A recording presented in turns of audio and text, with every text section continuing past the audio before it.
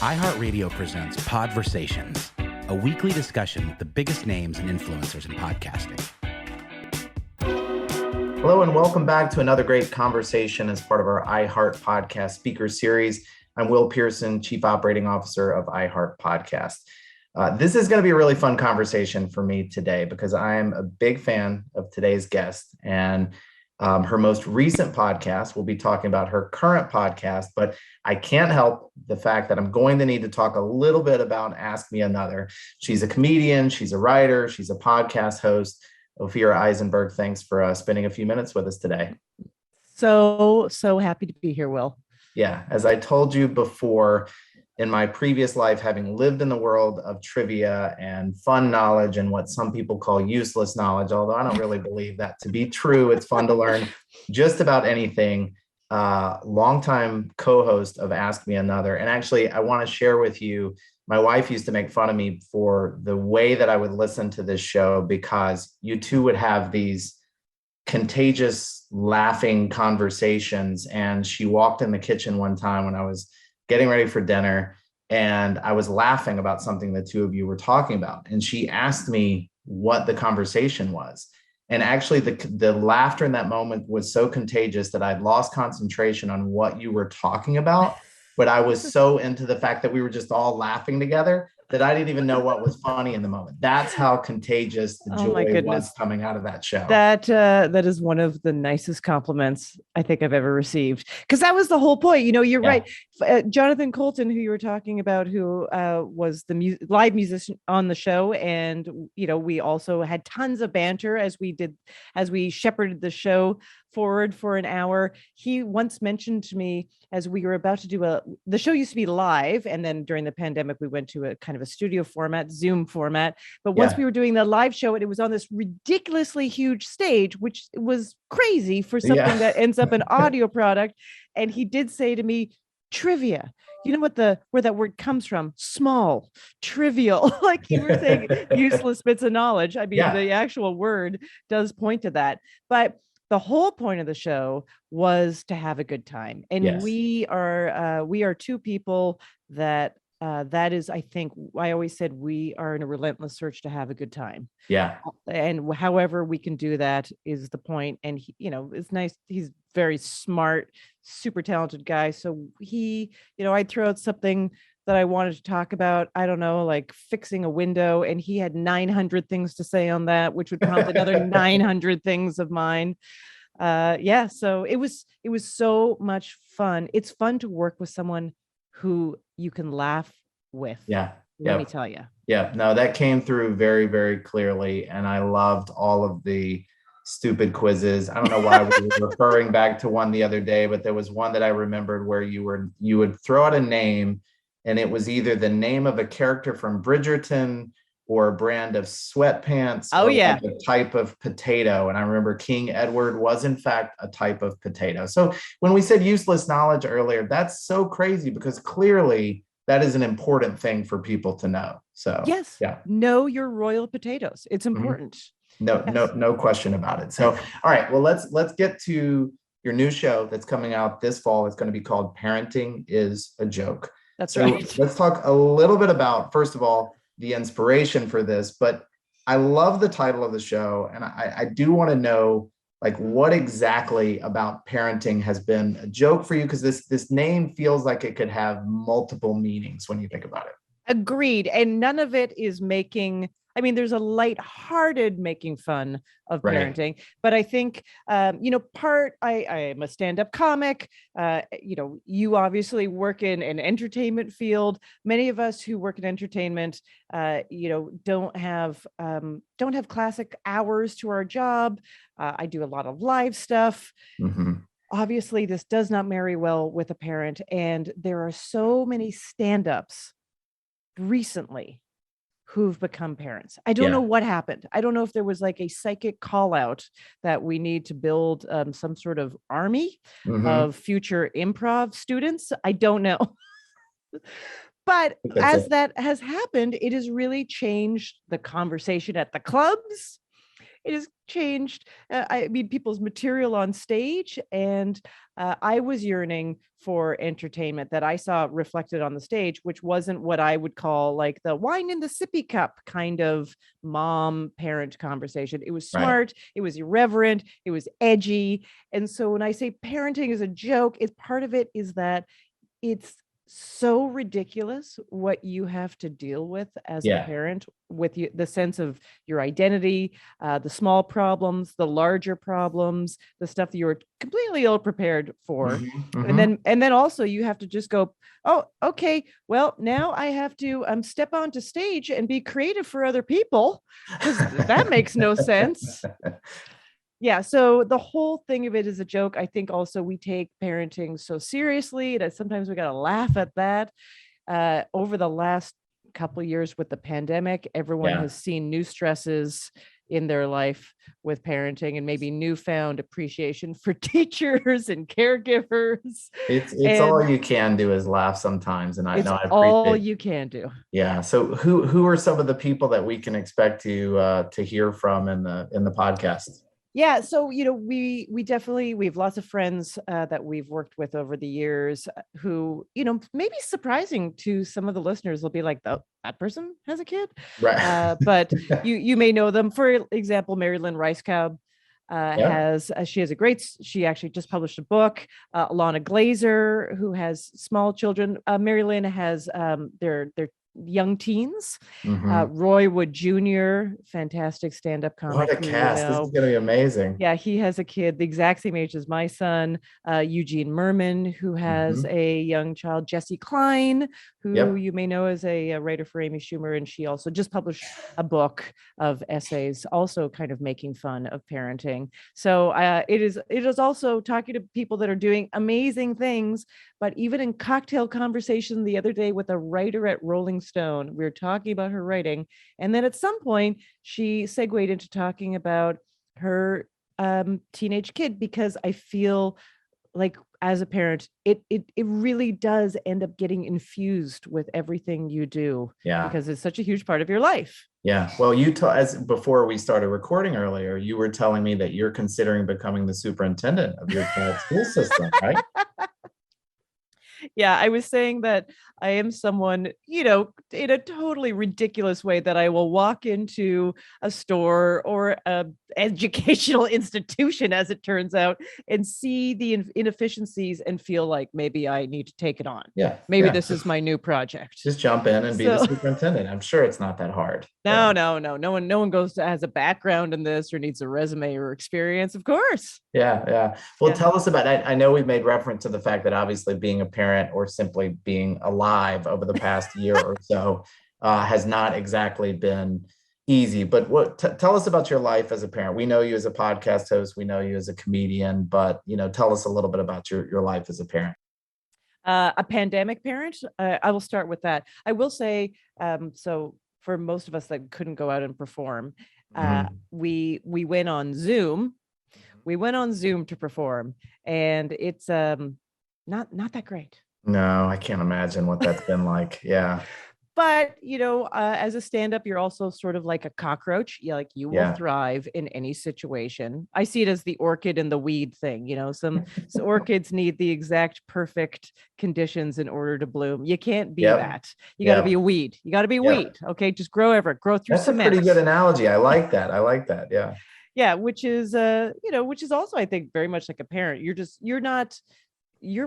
There's no more spontaneity in your life, but you're constantly problem solving on the fly, right? Right. So I did a lot of Zoom shows during that time, and they were, what they were, but it was interesting because your life becomes part of the show. So my son would regularly walk into, the other room. I live in Brooklyn. There were 2 rooms in my apartment. So he would walk into the other room, because it's hard to say. I have a young child, to say like, hey, there's a certain part of the day where this room is no longer part of your house. Right. And that ended up being fun. That ended up being like a fun thing. And everyone had their life infused into their work meetings, for better or worse, and their performance and their conversations. And I think part of that kind of opened my eyes as a comic too, to even bringing even more of that onto stage. I'm not bringing my son onto the live stage. Okay. Just so you know, it's never going to happen. Don't expect that. Yeah. It's never going to happen.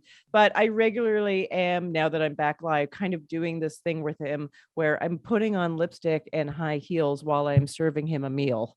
And the shift from where you're like, okay, is everything okay? Does everyone have their needs met? And then 20 minutes later, being like, hey, everybody, and you're with a crowd that's had a couple drinks. It's a radical, it's a radical shift. Your son is how old again? He's 6. He'll tell you 6.5. 6, of course. Then that's important. Yeah, that's another like 15% or something like that. So, yeah, he said no one in his summer camp is also 6.5.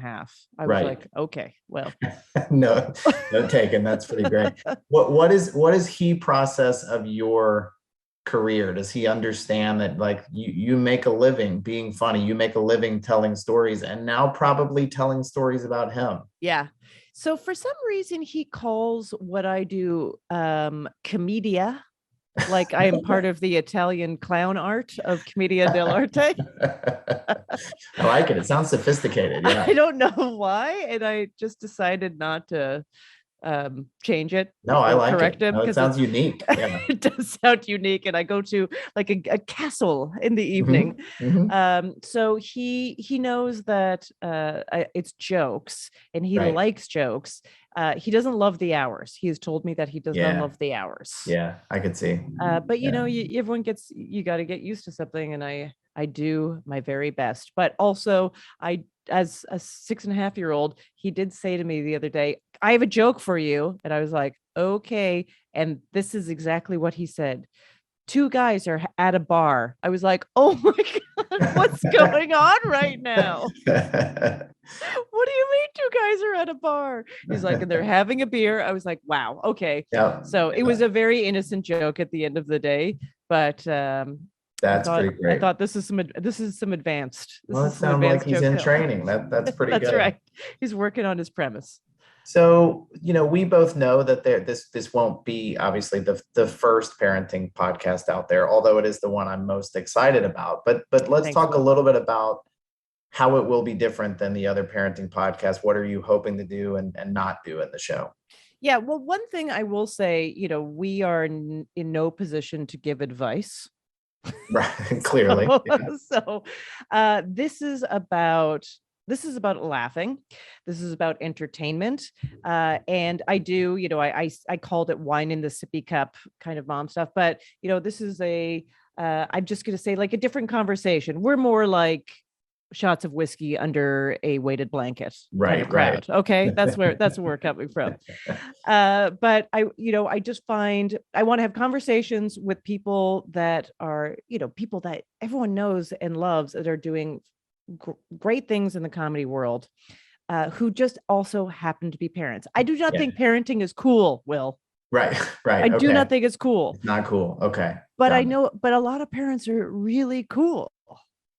This is true. And everyone has, as it turns out, a really wild story, about either how they acquired their children, because everyone is coming at it from a different perspective, and also a position where they have been in as a parent between shuffling their gigs and their kids and how they make it work. So I'm looking for something that I wanted a parent. I wanted funny, smart, entertaining conversation about people's lives through the lens of, oh my goodness, they're like me. They're a parent that is trying to figure this out. And there may be some failing advice. To figure it out, but we're all trying. Failing. Yeah. We're all trying. There may be some advice. Someone might have a good idea. Right. In which case that will be fantastic. But I don't want anyone to think that they're going to come here and we're going to describe to you, how to feed your kid. I really think people need this though. I mean, I feels like we spend so much time saying, in the world we're living in now and all of that, but it's true. Like given what we're all going through stress wise and what we've all been through over the past couple of years. But even that aside, it just feels like parenting is hard. We all are trying. And we all need something like this. We need a chance to laugh and to sort of get a break from the stresses of it all and to feel like we're sort of in this together, In this together, have a good time. It's going to be a break where you also feel fulfilled. And, in sort of like I don't know, I'm not going to say an Ask Me Another style, but I am going to play fun games with our guests. I was going to ask that, but not so much trivia. We are writing some trivia, kind of adjacent games. One that we were just working on because we were talking about teeth. Teeth on all levels is a huge part of all of our lives, but also when you're dealing with kids at many different ages. And so we put together a little quiz where our guest just had to guess, between the price of a dentist, some sort of dental situation, or something really fun, or you install an in-ground pool. And so we would pose these two things and you have to guess which one's more expensive. Ooh, that's a good one. Yeah. As a parent that's now going into kid number 2, going to the orthodontist, that's yeah. Yeah. How's that going? Yeah, I love it. I love it. Definitely didn't want to take a trip instead. I think it's much more fun to do the teeth thing. Right. You would not believe how inexpensive a party bus for 25 people stocked with Pinot Grigio and a driver plus tip is. This sounds fantastic. So as a parent, and from the very beginning, were you the kind of mom that was reading all the books, all the pregnancy books and all the early childhood books, or have you been more, tell me about your approach and all of that? Well, I will tell you that I was someone that spent most of my adult life and career saying that I was never going to have kids. And I joked about it relentlessly on stage and in my act. And then, I kind of had I will say a life-changing event in my own personal life. And then I decided I wanted to try, but I was old by that point, Will. I was, as the medical industry calls me, at an advanced maternal age. Yeah. I had a geriatric pregnancy. You don't even have to be, that's what's shocking. It's like early 30s and they start calling it a geriatric pregnancy, right? That's right. Oh yeah, right. Yeah. Exactly. Just so kind. Yeah. I feel like if it was a guy pregnant, they would be like, they would say something like, a stud pregnancy. Yeah, I don't know. It would be positive. Or like wisdom would be thrown in there, like a very wise pregnancy, Right. Yeah, exactly. Oh, this is the perfect time for you, sir. It's the perfect time. But it all worked out well, but I will say I was completely beside myself. I tried to read some of the stuff. I found so much of parenting advice that's out there very contradictory, as it is. Yep. So the only thing that the only thing that really helped me was bonding with other parents. And then it was kind of hard as a stand-up where you're bonding with other parents who have really stable lives. That's making it, but like, I don't know, I'm just gonna say banker's hours. A lot of people have banker's hours. Yeah. And they would be like, what do you mean you have to leave at 8? And I'd be like, oh yeah, I gotta leave at 8 to do some shows. So then when I started bonding with other entertainers, let me tell you, it really felt better. Yeah. I can imagine. I would have to imagine in your sort of crazy schedule world that the podcasting thing is a nice break from that, because there's so much more flexibility. I mean, I was looking at your upcoming schedule. I mean, when you're doing stand-up, like, you got to do it at 7:30 and then you got to do it again at 10, and there's no option around that. But I would have to imagine it's kind of a fun break to do the podcasting thing.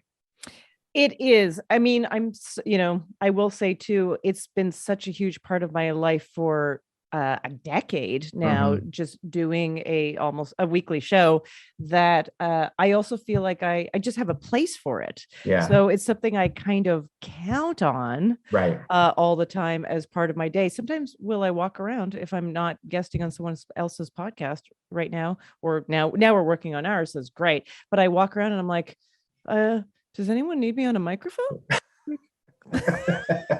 Just total strangers. Do you need me to get in on this? Yeah, just curious. Do you want to talk about something? Because I have questions. Yeah. So yeah, it is a relief. And, obviously audio form of, I don't have to look like I do when I go on stage. So sometimes I like what I call a nice ponytail for my podcast session. Yeah.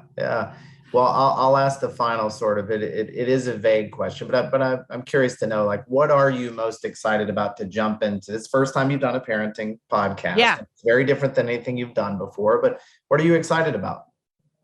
Well, I will say, though, Jonathan Colton and I and Ask Me Another ended up talking so much about our kids. And that was something that we got so much great feedback on it. It was part of the inspiration that led me to go, there's a world out there where this is needed and important. And it's the same thing, Will, that I loved with Ask Me Another that I'm looking forward to, which is connecting with my listeners. And Right. we are going to set up all different kinds of ways for people to interact with us and actually also be part of the show. So we're going to have ways for people to call and share their stories so we can create some lovely audio montages and stuff. That is, I know that I'm going to connect with people doing and be inspired by talking to great comics and funny people and feel better and connected. But it's the listeners, when I know that they heard something that made them feel not alone. It's what the whole thing's for.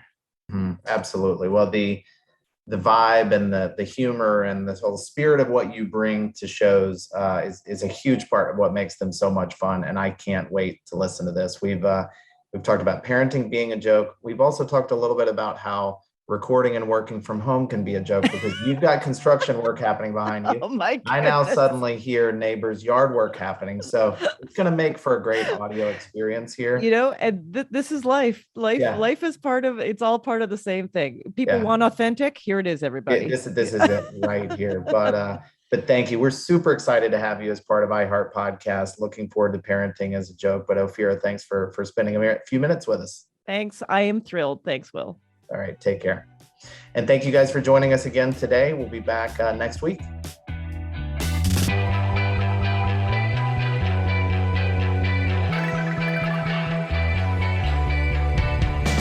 Podversations is a production of iHeartRadio. You can find more from the biggest names in podcasting on the iHeartRadio app or wherever you get your podcasts.